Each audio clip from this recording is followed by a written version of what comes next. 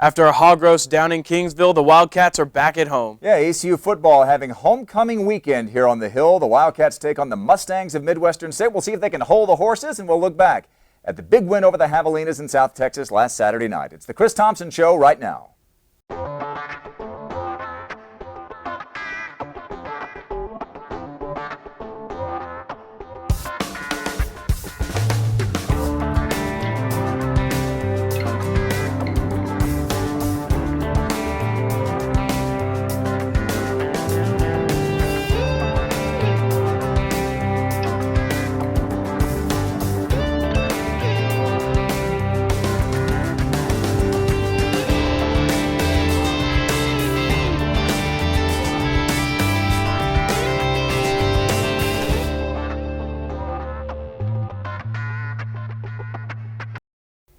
Welcome to a homecoming weekend edition of the Chris Thomsen Show. I'm Grant Boone, along with senior broadcast major here at ACU, Brandon Tripp, and the head football coach of the ACU Wildcats, Chris Thomsen. ACU, after a big 31-24 victory over then number 6 in the nation, Texas A&M Kingsville, is back home to take on the number 8 team in the nation and so far unbeaten Midwestern State. Coach, what is homecoming and everybody, including that undefeated 1950 team coming back to the Hill, mean to your team? Well, homecoming is really extra special at ACU. Everywhere homecoming is a big event, but I just think the way the alumni feel about ACU, the way former players feel, every time we play a homecoming game, you see all kinds of people that, you know, ranging from the 1950 teams all the way to the last couple of years and everything in between. So it's a special event, and it just reaffirms in our guys' minds that this is a special place, and people really care about the program. The players take notice that it's homecoming week? I mean, is this a bigger emphasis? Yeah, they know. The ones who have been here for a while, they've experienced it, and they know there's a little extra buzz in the air, and they always look forward to the big homecoming crowd. We always get a great crowd for the game, and they tell the new guys about it, whether they're new transfers or new high school guys coming in. They tell them, you know, this is a big week, and so it'll be exciting, and we can't wait. Coach, last year homecoming was spoiled by West Texas A&M. What does it mean to the players who were here last year to get a win this year?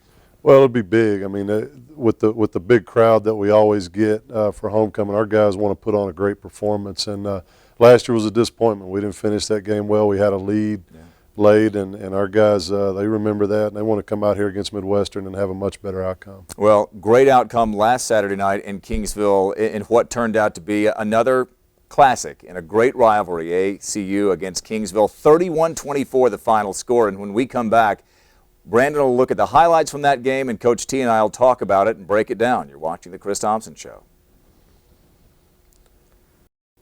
A classic last Saturday night in South Texas as ACU held off Texas A&M Kingsville 31-24 in a matchup with two of the top 6 teams in the nation. Brandon Tripp has a look at the highlights. Number 5, Abilene Christian taking on number 6, Texas A&M Kingsville down south in a big battle of top 10 powerhouses. First drive of the game for the Wildcats, and Mitchell Gale let it be known early that he would be the one leading ACU to victory. Gale went 4 for 4 on the drive, hitting 4 different receivers. This strike to Raymond Radway, that set up the Wildcats at the Javelina 4-yard line. Daryl Cantu-Harkless took it in from there on his 3rd straight start, filling in for Daryl Richardson. Daryl Richardson did come back in the game, had 10 carries for 23 yards. First Kingsville possession, it's Nate Popple looking for Ryan Lincoln, and he overthrows him. That's one of a handful of overthrows that Popple had on the night. That definitely hurt the Kingsville Javelina. Just before halftime, ACU was driving again, and Gale found Gates on the wide receiver screen, and he burns the defense for 13 yards, stepping out of bounds. Next play, Gale goes back to Gates, this time in the end zone for the ACU touchdown. Wildcats up at the half, 14-0. Early in the third quarter, Mitchell Gale at it again, finds Justin Andrews on the seam route to put ACU up big, 21-0. But the Javelinas struck back quickly. Just over a minute later, Connell Davis, the new starting running back replacing Fred Winborn, who was dismissed from the team 3 weeks ago, somehow manages to stay in bounds and takes it 60 yards to the house to put the Javs on the board, 21-7. To the fourth quarter we go. Wildcats up 24-10 until Ben Gibbs is found by Mitchell Gale in the end zone. Gale finished the night with 417 passing yards and 3 touchdowns. Javelina fans seemed to think it was over at 31-10, but it was just getting started. 2 minutes later, the Javelinas answered when Nate Popple found University of Arizona transfer Delashawn Dean in the back of the end zone. Here come the Javelinas. After forcing a 3-and-out, Mark Sprague has his punt blocked. The Javelinas recovered a setup deep inside of ACU territory. Just a few plays later, Popple found his favorite target, Ryan Lincoln, for the score to put the Javelinas within 7. And it was time for the defense to step up again on 3rd down. Mitchell Gale looking for Kendrick Johnson, who can handle the throw. The Javelinas are fired up and ready to take it to ACU. But the Wildcat defense stepped up when it had to, and Popple's pass was deflected in the air, and Darian Williams, with his second interception of the season, comes down with it. That would seal the Javelinas' fate. Wildcats win 31-24. Coach, 31-24, a game I know that got a little closer than you would have preferred. We talked last week about all those great defensive numbers of Texas A&M Kingsville, and you said, I don't even know if we're going to go down there if they're that good. But on the first drive of the game, you guys go 67 yards in 6 plays. They'd only been giving up 134 yards of offense for an entire game. You guys got half of that in one drive. Were you even surprised at how crisply and efficiently you moved it against such a good defense? Well, not really surprised because I knew our guys' level of preparation was really good, and I knew they had a good feel going in. But, you never know when you start a game how you may go 3-and-out. You may have a good drive. You're really trying to feel the opponent out. So a little bit surprised that we moved that quickly, but still feel the same way. Kingsville's got a great defense, great players, and did a great job on a Saturday. Well, not surprising perhaps is how well they played you the rest of the first half, with the exception of your next to last drive when you get another touchdown. You go in 14-0 at the half. And again, as well as your defense had played, getting a couple of touchdowns against a team that had only given up 5 points a game, you had to feel pretty good going to the break. Yeah, we felt good going in and actually had a drive there and should have gotten a field goal. Morgan missed, would have put us up 17-0, but felt pretty good going into the half, just the way the thing had worked out. I really expected, didn't expect to shut them out in the first half, so that was a great deal by our defense. But, really at the end of the game, the 2 kicking plays, the 2 special teams plays, the block punt and then a return out to the 50s, really what got them back in it.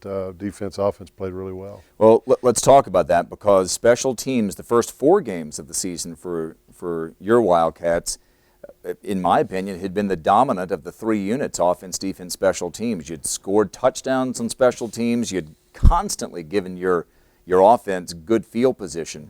But you were concerned, weren't you, after what you saw in person and then as you saw the film about special teams last week? Yeah, I knew they had a really good group, and they always do a good job on special teams. And really, we played pretty well for the most part. It really came down to a couple of plays, and really 3 that stand out in my mind. The missed field goal, Morgan typically doesn't miss those, which would have put us up before the half 17-0.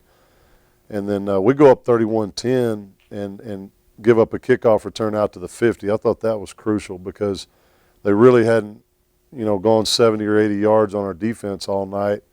So if we could have pinned them back, around the 30 or the 20, we got a great chance at that point to finish them off, at 31-10. But we let them out to the 50 on the return and give them the short field, and they score, I think, 3 or 4 plays later. And then the next series we go 3-and-out, and they block a punt. And then score a couple plays later. All of a sudden it's 31-24. That's a big swing.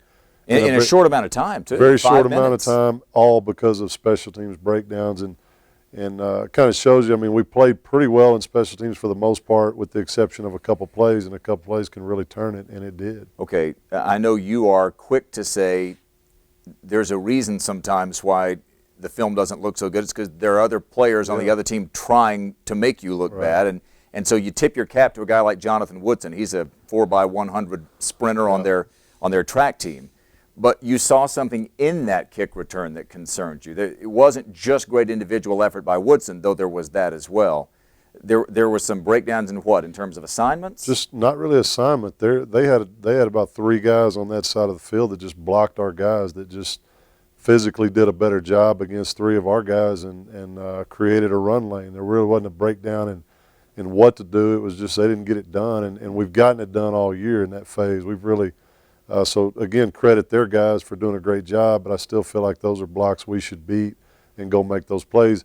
And at critical time, I feel like we had a little letdown is what I feel. I feel like 31-10, hey, the game's over. We got this one in the bag. The crowd's quiet.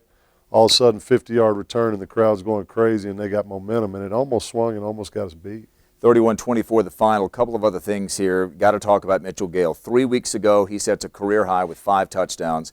2 weeks ago, set a career high with 344 yards passing. He goes 34 of 51 for 417. Career highs in all 3 of those. 34 completions, 51 attempts, and 417. Big thing, no interceptions. He did put the ball on the ground once, and it was recovered inside ACU's 20, which led to a field goal. But 3 more touchdowns, no interceptions.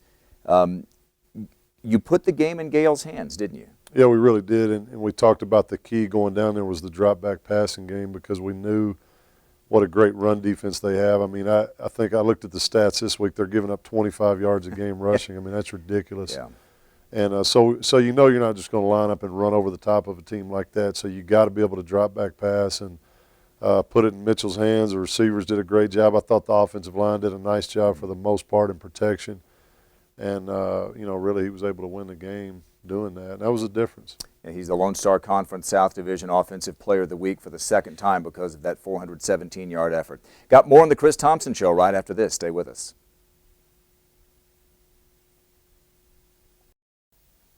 Welcome back to the Chris Thomsen Show. Often, athletes are thought of as just that, athletes. Many people forget that being a student is part of being an athlete. Here's Kevin with this week's Washington Post. Okay, welcome to organizational communication. I will go over the role at this moment. Chad Johnson, Blakely Mock, Luke Pinson, Toby Spivey, Katie Stevenson, Kevin Washington, Caitlin. Kevin Washington? Oh my goodness! I didn't recognize you, without your helmet and your uniform. Kevin Washington. Oh, wow! I saw you in the last game. You did a great job. You really put the heat on. Number 55. Yes. What I think about football players in my class? Oh. I'm a big fan. I think they add so much to the class. Now, I make special accommodations for the football players. I don't want to burden them with some of the exams and the assignments because I want them to be focused on the job that they have for the team. And so, oh yes, I'm a big fan of the team. I paint my face at the games. That was one extreme of what some people think we get in classrooms due to movies or rumors. I have no idea why they would think that, but this is another extreme that people sometimes think we get also. Check it out. Hi, Dr. Kemp. How you doing? I'm Kevin Washington. I'm on the football team. This is a class absence form. I'm going to have to miss class. Did you just say you're on the football team? Yes, sir.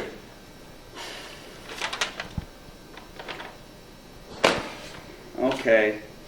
So you're going to be gone for what? A football game. Wow. All right. I don't know why you really need to be in class anyway. You're probably not going to be learning anything. What do I think about football players in my class? Student athletes. What an oxymoron. I just try to isolate them from the other students in the class. Hey, this is Dr. Camp here with us. You know, a great actor, probably on Broadway sometime soon. This is definitely nothing but a big satire of the two extremes of what people think that student athletes get. Either we get the teacher that absolutely loves us and will do anything for us, or the teacher that absolutely hates us and will do anything against us. Luckily at ACU, we've been blessed with teachers that are in the middle. They know we play football, they're leaning to that, but at the same time, they hold us to the same standards as the other students. So thanks again, Dr. Camp, for helping me out here. Didn't realize you were on the football team. There you go. Might have been a swimmer. I'm kidding. But anyway, this is the Washington Post. Thanks, appreciate it, and we'll check you guys later. Thanks, Kevin. And now let's go on up to the JMC Network newsroom for a look at what's going on around the rest of the ACU sports landscape. Welcome to the JMC Network Sportscast. I'm Megan Hernandez. And I'm Austin Gwynn, here with your weekly look into ACU sports. The Wildcats soccer team moved to 7-2 overall and 2-1 in the LSC with a 2-1 win over Northeastern State. Courtney Wilson scored in the 50th minute and Ashley Holton scored just 5 minutes later to put the Wildcats up for good. ACU will be back at home this Friday for a match against West Texas A&M. The volleyball team finally cracked the top 25 in the nation this week after 3 more crucial non-conference wins. In the Washburn Regional Crossover, the Wildcats beat Southwest Baptist, Nebraska Omaha, and number 11 Emporia State. The Cats did fall to number 12 Truman State, but the 3 wins were enough to propel the Cats into the poll at number 21. In the tournament, both E.J. Moranu and Shauna Hines earned all tournament honors. Moranu had 148 assists in the tourney, more than 9 a set. Hines was all over the stat sheet as well with 23 blocks and 43 kills. The Cats will begin a 4-game homestand Tuesday against Angelo State. The ACU men's tennis team followed the women's suit in the ITA Regional Tennis Tournament by sweeping the competition. Freshman Hans Hawk dominated in the singles, beating top-seeded Malcolm Harrison of Northwest Missouri State 6-3, 6-3 in the championship match. Hawk teamed up with senior Brian Joyner to take the doubles competition as the top seed in the tournament. Joyner and Hawk will move on to the ITA Small College Nationals next week. For the JMC Network, I'm Megan Hernandez. And I'm Austin Gwynn. May the sports be with you. He's one of the most intense coaches on the ACU staff. Defensive coordinator Jason Johns is the subject of this week's On the Grid.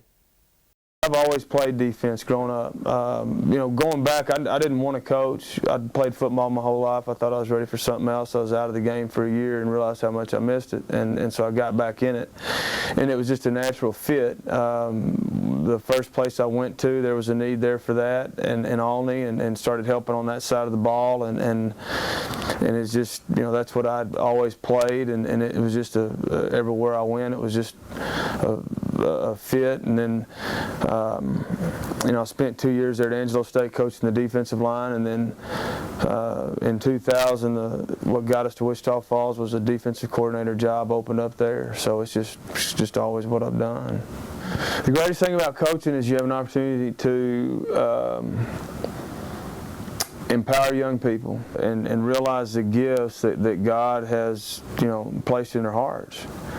And what a more rewarding, I can't think of a more rewarding or meaningful opportunity than to help young people to see that and fulfill that, and especially in today's society with the different issues that you have with kids these days, whether it's home, whether it's alcohol, whether it's drugs, whether it's, there's so many potentially negative things out there in society, and just sports in general provide an opportunity for, to learn life lessons, to develop self-esteem, and I think most importantly, just to learn accountability.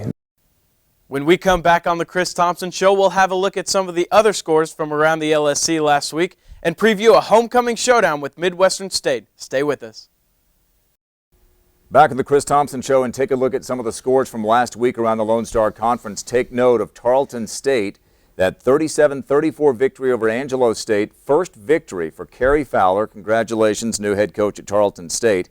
You see WT with a little tougher fight maybe than they would have expected from Northeastern State, 34-22, that final.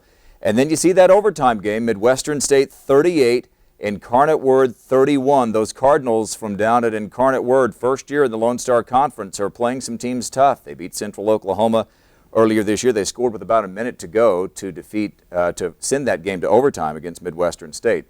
All right, as we take a look at this week's opponent, those same Mustangs, coached by Bill Maskell. Coach, let's talk about what has become a really fun series. Even if you don't have a dog in the fight, it's been a great rivalry to watch the last 5 years, 6 games over those 5 years. You and Midwestern State have split them 3-3, and it looks like that Bill has brought in another really good bunch this year. Yeah, he's got a great team. You start with the quarterback, Zach Eskridge, just a Harlan Hill candidate, a legitimate Harlan Hill candidate, and then real strong run game, about 280 a game, which is crazy rushing, and then always has great defense. Their guys run and hit, and just looks to be another great team from Midwestern. Eskridge, as you just mentioned, one of the top quarterbacks in Division II, a true dual threat. He can pass and he can run the ball pretty well. How do you stop a guy like that? Well, I don't know if you just totally stop him. You got to find a way to contain the guy and not let him get out. Last year we let him break contain a couple of times and have some big runs against us, and you really don't want to let that happen. He's going to get some throws. David Little and those guys are going to make some plays, but you really don't want to let him get out and hurt you with his legs, and that's what we've got to do. We've got to be able to stop their run game, whether it's Marcus Mathis or Eskridge or any of those guys. We've got to be able to slow them down on the ground and then try to have a shot to stop their passing game, and that's going to be tough. It'll be our defense's biggest challenge this year. First play from scrimmage offensively this year, Marcus Mathis goes 70 yards in a win over New Mexico Highlands. couple of games later, newcomer Kedrick Jackson went 69 yards on a touchdown run. Let's talk about a couple of numbers from last year's away and away. Maybe we can call it that, because we went to Wichita Falls in consecutive weeks, the final game of the regular season, lost 15-13, after which you didn't know if you were even going to make the playoffs. You got the 6th seed, you went right back there the next week, and of course you won 24-21. One thing about Eskridge, he ran for 150 yards in those 2 games combined, but here's what's key. You got to him 13 times, 13 sacks on him over those 2 weeks. He'd only been sacked 18 times the first 10 games of the year, and then you got him 5 in that regular season finale and 8 in the playoff game. Tough to completely shut him down, but I've got to believe that getting pressure on him again is going to be monumental this week. Yeah, well, that's the only way you hold them to 15 or 17 points is to get that kind of pressure. Now, the thing that's different this year is they've got 2 tackles. The left offensive tackle is really a phenomenal player, great pass protector, really good feet, and a really big guy. And then the guy on the right side is really good too. So it's going to be a little bit more of a challenge for Ashton and Fred, some of those guys, to get to him. You know, hopefully they can provide pressure, and then hopefully we can get some pressure up the middle with Marvin and some of those guys in the middle. But that's going to be the key. If we can do that, we'll have a shot to slow him down. They've only allowed 1 sack per game in the first 5 games. Yeah, they're doing a great job. Coach, you have a good quarterback on your side of the ball in Mitchell Gale. He's made a lot of progress this season. Actually is above Eskridge in passing efficiency this year. What are you expecting out of him this weekend? Well, just, you know, the main thing is to protect the football. No interceptions this year for Mitchell, and like Eskridge only has 1. So, I mean, you're talking about 2 guys who are doing an unbelievable job of protecting the football, and that's the first thing we ask, because we're going to be aggressive. We're going to throw the football. We got a lot of confidence and trust in him and the offensive line, and but you got to be aggressive, but you still got to protect the ball, and that's the main thing. Just go out there and have fun, protect the football, and play aggressive. Closing seconds here with ACU head coach Chris Thomsen. Just about 2.5 hours now before kickoff of this homecoming game. At the game, ACU will honor the 1950 national championship team, a team that went unbeaten, allowed, I think, 57 points the entire year. Wally Bullington was right in the middle. He was the center on that offensive unit of that 1950 team, and here he is still 60 years later, right in the middle of everything that goes on athletically at ACU. What has that team, and specifically Coach Bullington, meant to you personally? Well, the team picture's still in the Teague Center. I mean, those guys are honored all the time in our building, and Coach Bullington is my tie to that team, and what a great representative of that team, and that's in our school. Still on the practice field every day, out there in his golf cart, driving around, taking notes, looking at practice, and we love having him out there. The biggest thing, he's just an incredible encourager of our coaches and players, and great mentor, and we love having him around. It'll be a great day, and hope your team plays well against Midwestern State. All right, a couple of housekeeping notes here. A reminder, our broadcast locally on Mix 92.5 FM at 1:30 pregame, kickoff at 2. And then this game, like all home games this year, will be broadcast on Channel 40, KTES, beginning at 2 o'clock on Sunday afternoon. So tomorrow, tune in at 2, and you can see the TV broadcast of today's game. Thanks to Brandon Tripp, and thanks to ACU head football coach Chris Thomsen. I'm Grant Boone. This has been the Chris Thomsen Show. Happy homecoming weekend. We'll see you next week.